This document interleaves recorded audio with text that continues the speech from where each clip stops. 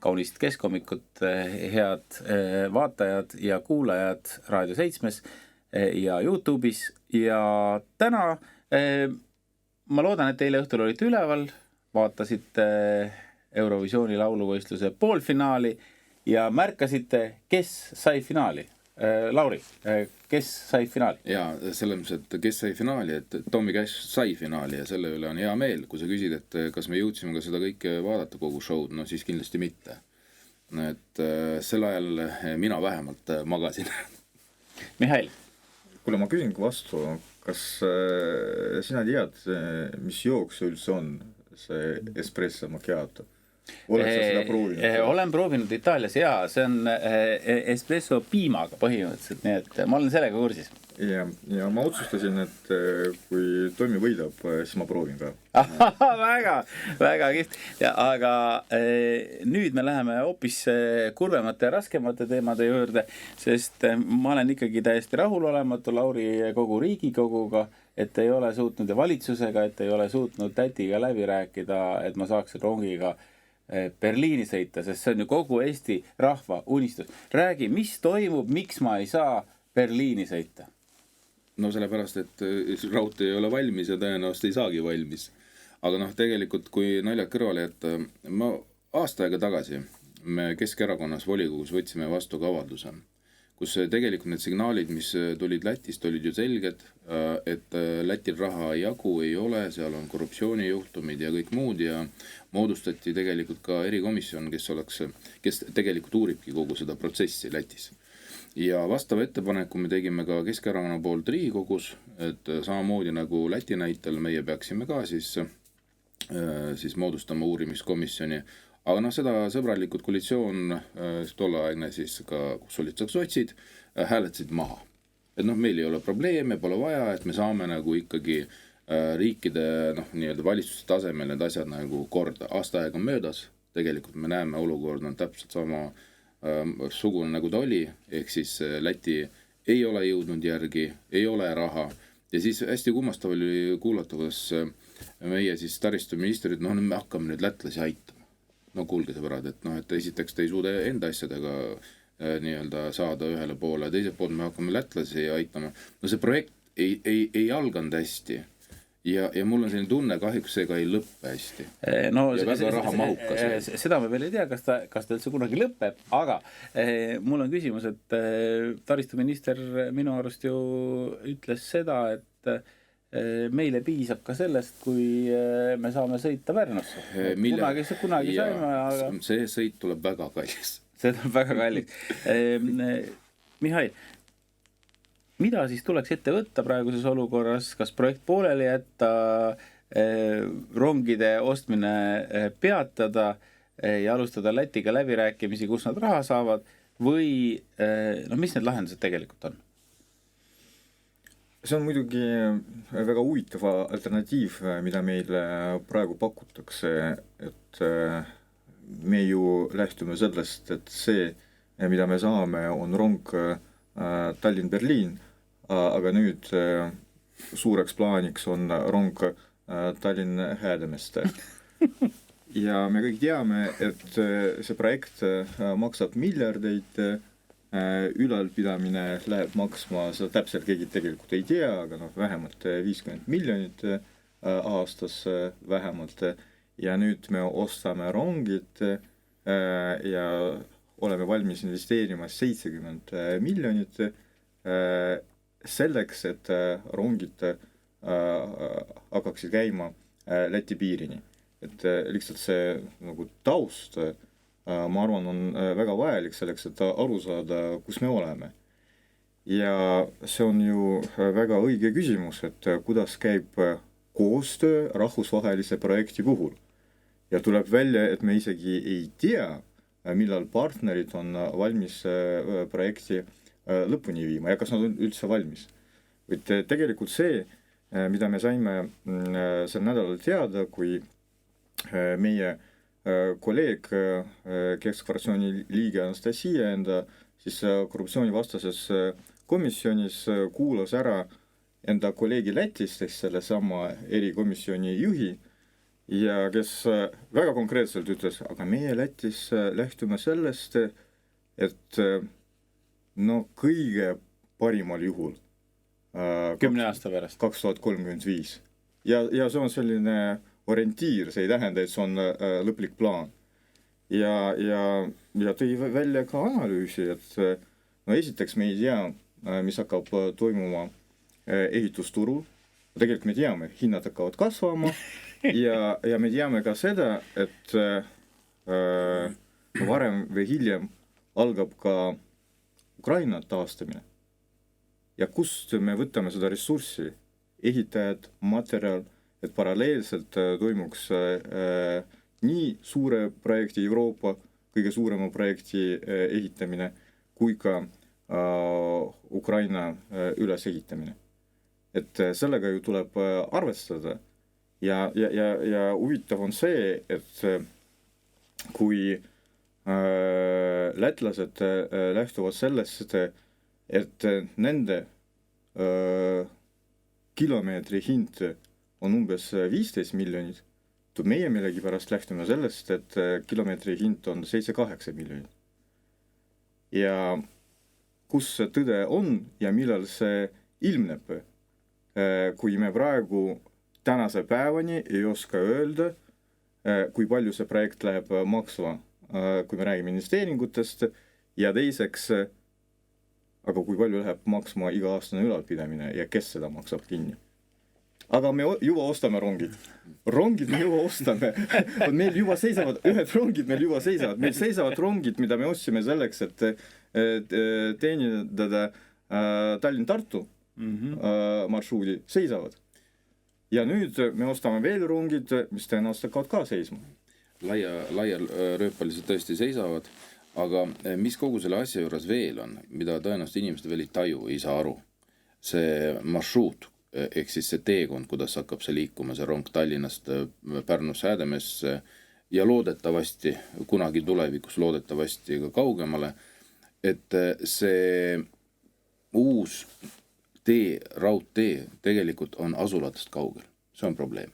Ja kui me seda küsimust arutasime ka majanduskomisjonis, siis tegelikult kohalike omavalitsuste esindajad, kes nad piirnevad või kust see tee kulgeb läbi, siis juhtisite ka tähelepanu, et suuremad asutused on kaugemal, mis tähendab seda, et inimesed selleks, et jõuda sinna peatusse üldse, peavad kasutama autot. Ja siis on see küsimus, et aga kui suur keskkonna jalajälje see keskkonna üldse jätab. Ehk siis, kui sa saad rongi peale minna, sa pead võtma päris pika veel teekonna ette ja sa pead selle tegema autoga sellepärast, et et bussi ju ei käi sinna. Et võt need nüansid veel, kui juurde nagu kõik panna, siis jällegi tekib küsimus, aga kellele siis raudtee nagu ehitati, kui isegi nii väikse maa lõikes ei saa seal vahepeatustes korralikud inimesed pealegi, Ja see ongi nagu see veel nagu midagi muudki kogu selle asja juures. Ja mis puudutab ronge, eile siis nii nagu taristuminister ütles, et aga ostame siis need ajutised rongid, need lühima rongid, et paneme siis nii kaua, kuni Läti ei suuda või nii kaua, kuni Läti siis veel oma teed valmis saa, et need hakkavad rongid siis vurama. Jällegi, kus raha võetakse. Ja mis siis me pärast nende rongiga tegema hakkame siis, et kui nii-öelda rohkem neid ei ole vaja. Kui kunagi tõesti tehakse, siis tee ehitatakse lätlaste poolt valmis. Ehk siis see sama teema, mis me aasta aega tagasi väga tugevasti tõstatasime, et meil on selle raudteega probleem ja mitte ainult rahastamise probleem. Meil on probleem sellega, kus see hakkab kulgema, keda ta hakkab teenindama täpselt. Kas meie partnerid, lätlased, leedulased saavad üldse sellega hakkama. Ja meie ettepanek oli konkreetselt, et tuleb peatada see projekt nii kaua, kuni kõik nendele küsimustele me ei suuda vastata ja kui on vastused leitud, siis ka vastavad parandused selleks, et seda raudteed teha paremaks, peavad ka sisse viidud olema. See kõik töö, mis me pakkusime välja, ettepanekud, kõik nulliti ära, öeldi, et meil on kõik kontrolli all, Eesti on kindlates kätes, nii nagu see Eesti on kindlates kätes olnud siin juba üle 3 aasta, aga me teame väga hästi, mis tähendavad Reformierakonna kindlad käed. Aga kas ei näita Eesti välispoliitilist suutmatust, et me ei ole suutnud lätlastega kokku leppida või on küsimus ikkagi selles, et Läti majandus on niivõrd halvemas seisus kui Eesti oma või on nende valikud täiesti teised ja prioriteedid ka? Mihhail? No muidu numbrid näitavad, et Läti majandus on paremas seisus kui Eesti majandus ja Leedu majandus muidu ka. Et nende majandus juba kasvab, reaalselt kasvab, meie tegelikult mitte. Nüüd ma arvan, et see on eelkõige analüüsi küsimus ja võib-olla ka nii Läti kui ka Leedu puhul puudub ka see suur soov näidata, et me oleme kiired, progressiivsed ja teeme ära, sõltumata sellest, kuidas see päriselt majandust mõjutab ja mis on need võimalikud tagajärjed, aga eelkõige, mida me saame vastu. Et Lauri väga õigesti tõi välja, et see projekt toob ka väga palju probleeme. Et eelkõige nendele, kes peaks kasutama selle projekti siis tulemusi. Et ma tuletan veel meelde, et kui kärbiti selle projekti eelarvet, siis võeti välja sillad ja viaduktid. Ehk siis kohalikud inimesed peavad suurte ringidega sõitma selleks, et oleks võimalik seda trassi ümber sõita.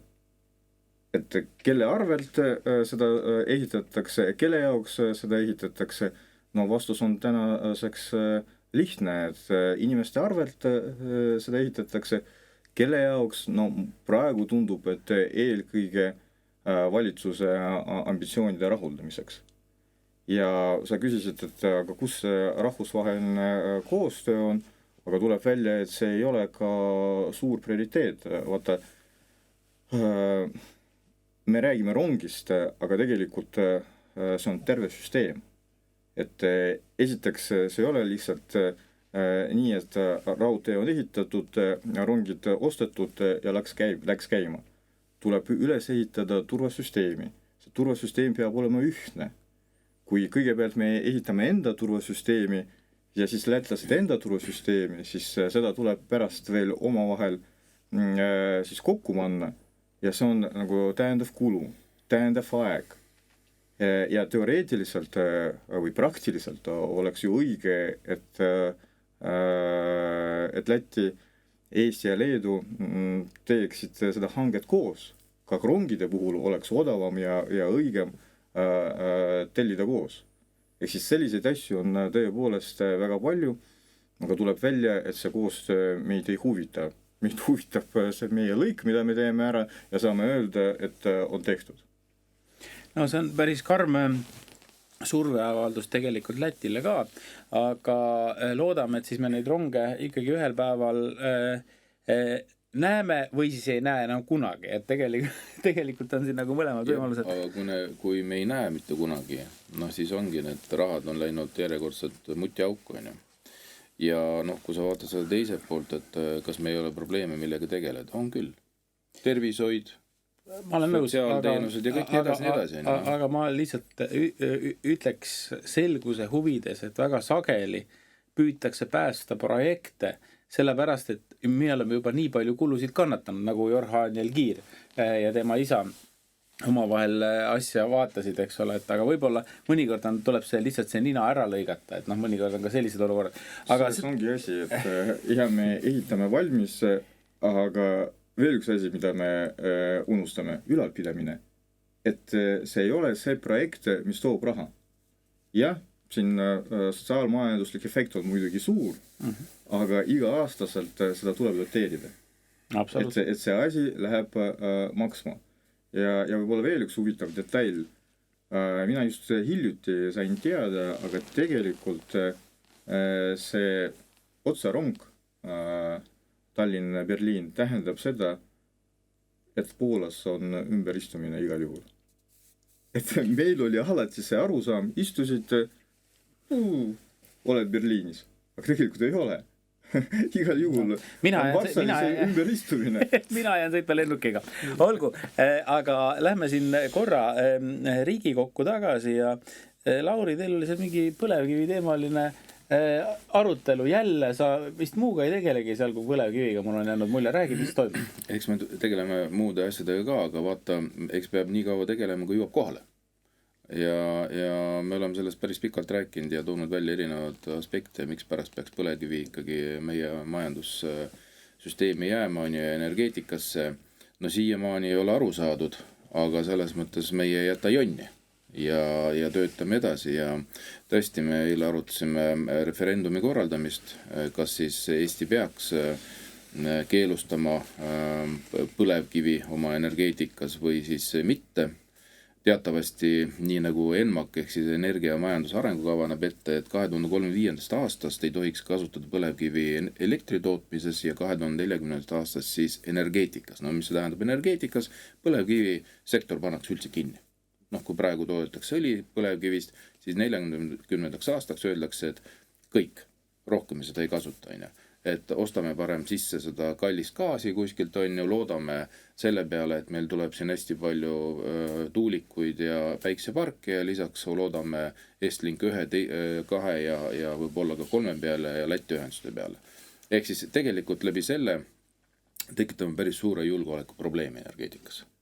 Väga lihtne minu arust, et kas sa toodad ikkagi elektrit selle pealt, mis sul on olemas maapõues, koduhoovis, ja see ei ole sõltuv tegelikult mitte kellegist. Või siis sa ütled, et ei, et teate, meie seda kodukartulit ei söö. Võtame Poolast. Poolast on praegu odavam, aga siis, kui Poola paneb piiri kinni, siis mõtled, mis me nüüd sööma hakkame? Ja vot see on täpselt samamoodi on energeetikas. Ja kui me räägime nii-öelda lisaks selle majanduspoolele ka üleüldiselt süsteemi kindlusest, Mest Hispaania oli väga suur selline ohu näide meie jaoks, et mis võib juhtuda siis, kui roheenergiat süsteemis on rohkem kui juhitavaid. Tulevad tõrked. Ja tegelikult need tõrked on juba olnud ka meie süsteemis, lihtsalt me oleme suutnud vältida blackouti, ehk siis, et meil oleks nagu elekter ära läinud, aga see eeldab ja nõuab tegelikult lisarahalist ressurssi, et süsteemi nagu ülal hoida. Ja selle me maksame jälle ise kinni.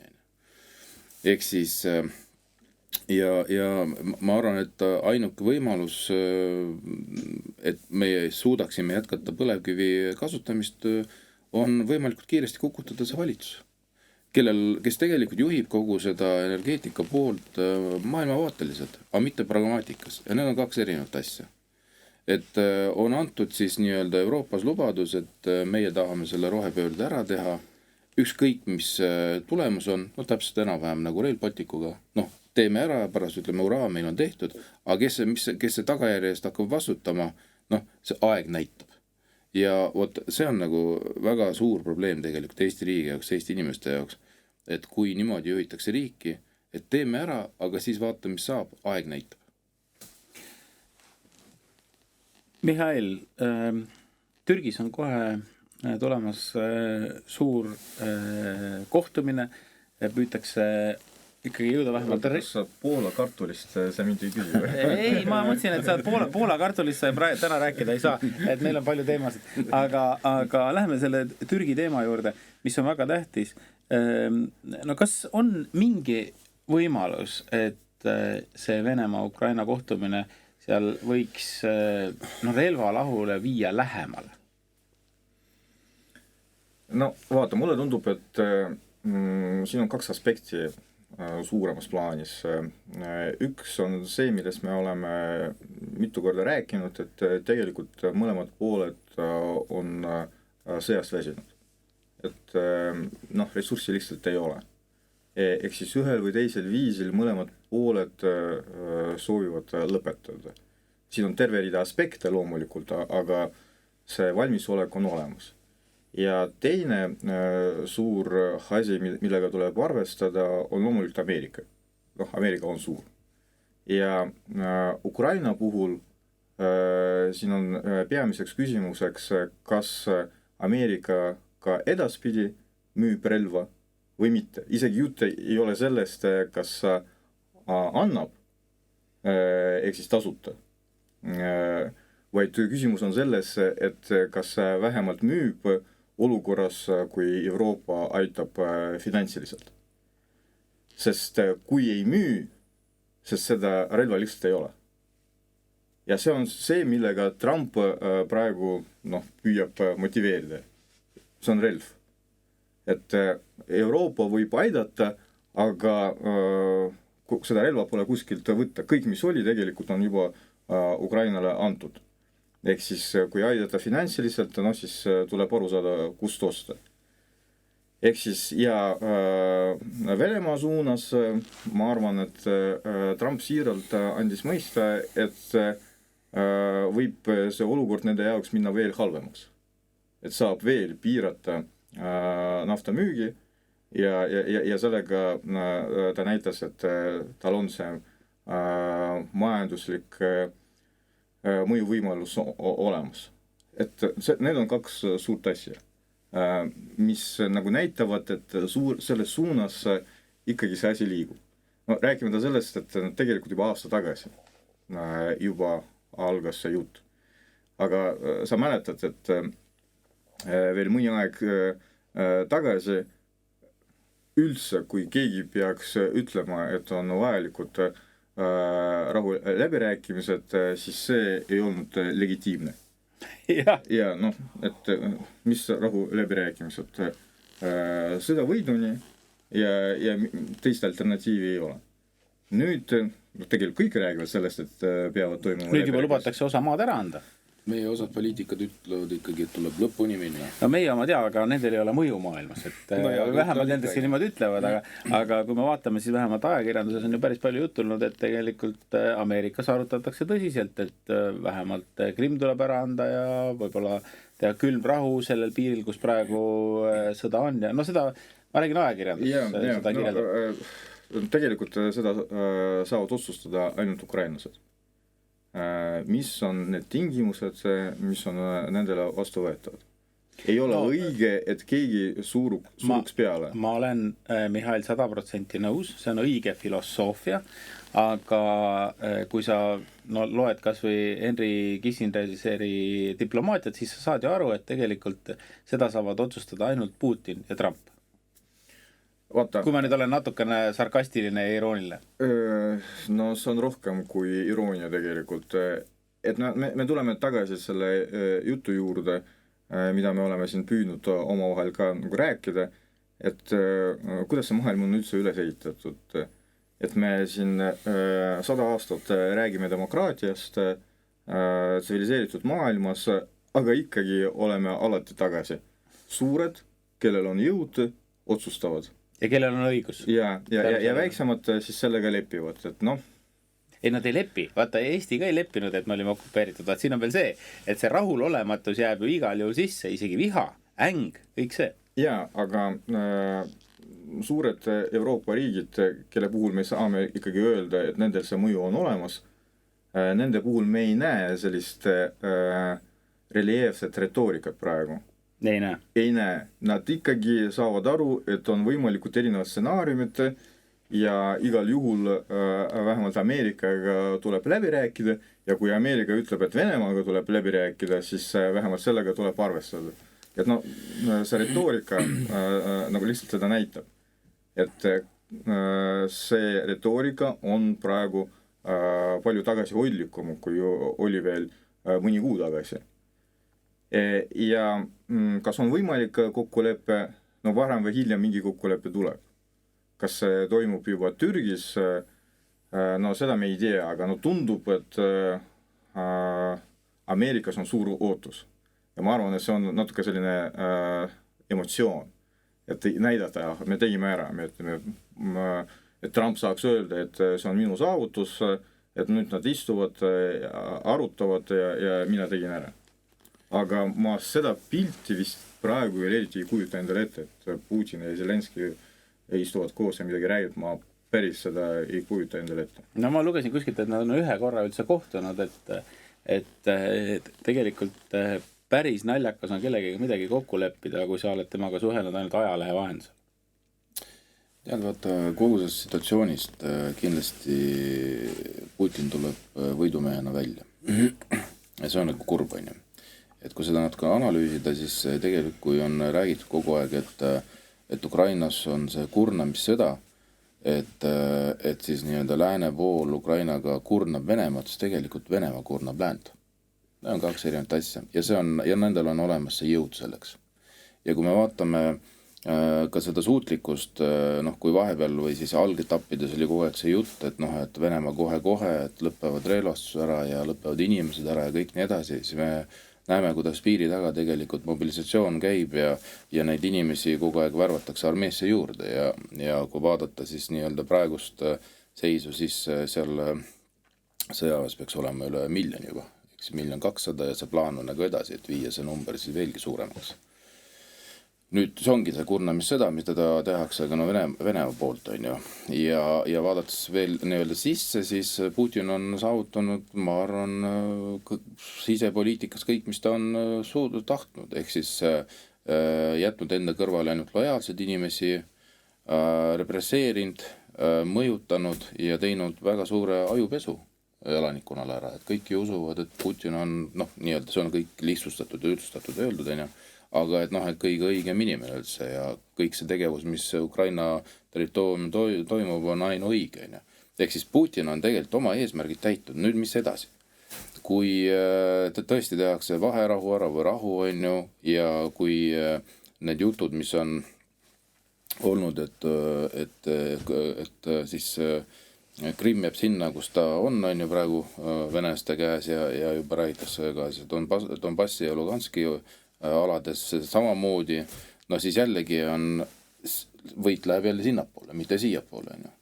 Ja mis on veel üks oluline aspekt, mida vähe, kes sellest räägib, aga mis nendest sõduritest siis lõpuks saab, nii ühelt poolt kui teiselt poolt. Ja see arv on ju meeletu, et kui me vaatame Ukraina poolt, on seal kuskil 600-700 000, Venemaa poolt üle 1 miljoni, kuhu need inimesed lähevad? Et mõtleme selle peale, et nad on sõjas läbi käinud, nad on tapnud, nad on näinud nii mõndagi, ehk siis nad on ka tegelikult psüühiliselt juba hoopis teised inimesed. Ja kuskile nad peavad minema. Ja vot see on see teine laine, mis lisaks sõjale tuleb ka ja kuidas seda kõik ära ohjata nii Ukraina poolt kui Vene poolt. Need on need küsimused, mida ma arvan, et me hakkame peale sõja lõputegevust väga tõsiselt nende küsimustega, probleemidega tegelema. Ja vahepeal selle nädala jooksul sai paika ka uus Rooma paavst, tuli valget suitsu, selleks sai Leo 14. Leost me tõenäoliselt saame tulevikus rääkida rohkem, aga igal juhul soovime uuele paavstile õnne ja see on küll positiivne noot, millega lõpetada. No me veel ei lõpeta. Mihhail, sa lootsid, et me lõpetame, aga me veel ei lõpeta. Ta ei anna nii lihtsalt lõpetada. Meil on üks selline oluline asi, mida me veel mainime ja seal ma ootaks teie kommentaare ka, et täna kell 3 hakkavad üle Eesti sirenid undama, kui ma õigesti vaatan, 22 linnas. See on päris suur arv, kas inimesed peaksid olema mures või mis te soovitate? No minu arvates see on küll positiivne, et me tegeleme kodanikukaitse küsimustega. Et me oleme sellega natuke hiljaks jäänud, siin on veel palju teha, aga iga samm on oluline. Sellest võiks veel pikalt rääkida, mida veel oleks vaja teha ja kus on siis sellised kitsad kohad, aga nagu iga samm on oluline. Et ma arvan, et meie siin saame rääkida sellest, et kui Keskerakond oli Tallinnas võimul, siis Tallinn oli esimene omavalitsus, kus hakati tegelema ressurssi loomisega. Selleks, et kui tuleb hädaolukord, et meil oleks vajalik ressursse, et enda siis Tallinna ressursiga oleks võimalik lahendada neid probleeme, mis hädaolukorras tekivad. Plaanid, generaatorid, voodid, toit, et noh, meie sellega hakkasime tegelema juba päris mitu aastat tagasi. Tsiviilkaitse on ju väga oluline ja just kui need teated hakkasid tulema, et toimub õppus ja nii edasi, arutasime ka kodus naisega ja naine ütles, et tema, kui käis koolis, siis see oli loomulik, et käisid sireenid, õppused toimusid, tema seda mäletab. Lisaks tüdrukud klassides õmblesid neid maske marlidest. No see kõik oli olemas ja mingi hetk nagu kadus ära, aga samas me teame väga hästi, kui hästi on üles ehitatud soomlaste tsiviilkaitse, on ju varjendid ja õppused ja kõik nii edasi. Et me oleme nagu mingi hetk lasknud ennast lõdvaks ja kui need see kõik on nagu peale tulnud, on ju, et noh, võib-olla ühiskond ei ole seda sellisel viisil vastu võtnud, noh, kui oleks loomulikult, oleks võinud seda, on ju, aga noh, see on kõik, mis praegu toimub, on ju nii-öelda see, mis toimus ennem, aga ta on vahepeal unustatud, aga teised riigid on pidevalt arendanud tsiviilkaitset. Nii et täna kell 3 jääke rahulikuks ja ärge kuskile jooksma hakake, midagi teha pole vaja, see on lihtsalt test ja kontroll. Täna olid stuudios Keskerakonna esimees Mihhail Kõlvart, Keskerakonna Riigikogu fraktsiooni esimees Lauri Laats, mina saatejuhina Janek Mägi ja kohtume teiega, head kuulajad ja vaatajad, täpselt nädala pärast keskhommikust.